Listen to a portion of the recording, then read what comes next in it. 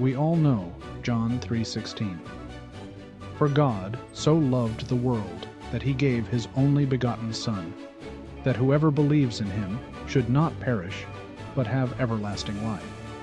However, what does begotten mean? It seems to be important, but most of us have no idea what it's actually saying.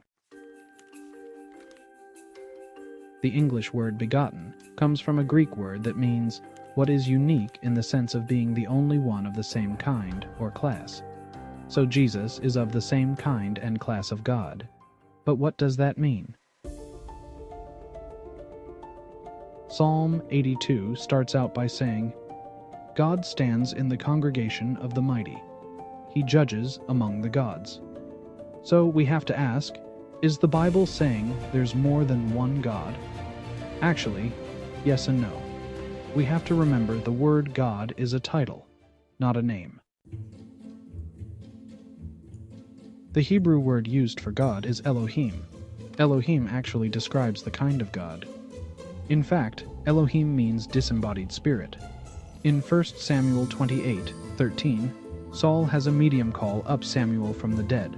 She says, I saw a spirit ascending out of the earth.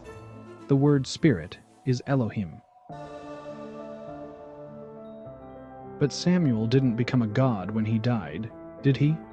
No, he became a disembodied spirit, like the heavenly beings we call angels and fallen angels.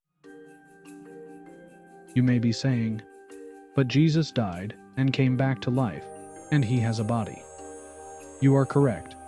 Jesus has a resurrection body, which we will also have, but not until the rapture, which is when the church gets theirs. Back to Elohim. All the angels, both heavenly and fallen, are Elohim, and so they are of the same kind as our God. But none are in the same class as our God, whose name is Yahweh. Actually, his name is Yah.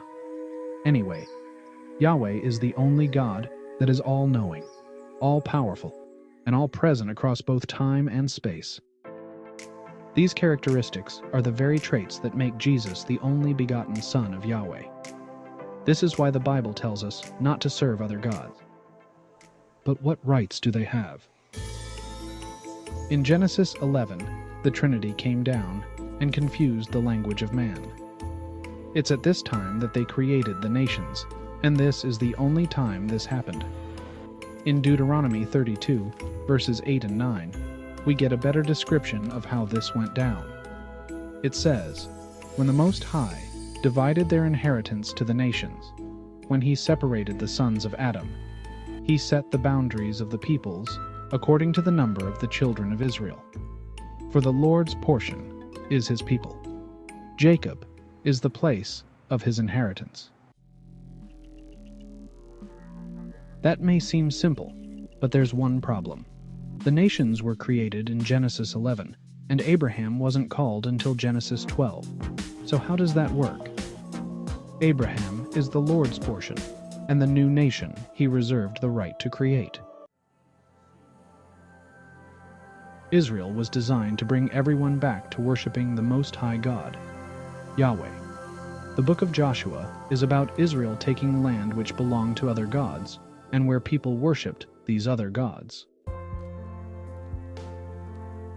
This also explains why the devil tempted Jesus by offering to give back all the nations of the world on the mountain. It wasn't an empty offer. Little did he know that Jesus was going to win them all back anyway. And when he did, the ground Jesus claimed became holy. So what ground did Jesus claim? Anyone who claims Jesus. Wait, did I just call us dirt? Hang with me just a little longer. Adam was made from the dust of the earth. When Jesus won the dirt, he shortly after sent the Holy Spirit to indwell us, making us the temple of Yahweh, or holy ground. After all this, we still have the right of free will, or the right to choose what God we will serve. Choose Jesus, and he will live inside you, making your body his temple, and thus you become holy ground. And if you have the Son, you have the Father, because the Son is begotten of the Father. So Jesus, who was just like us in body, is just like the Father in spirit. So by accepting Jesus, we not only get access to the Father, but get a guarantee to receive the body upgrade Jesus has at the Rapture. Thank you for watching.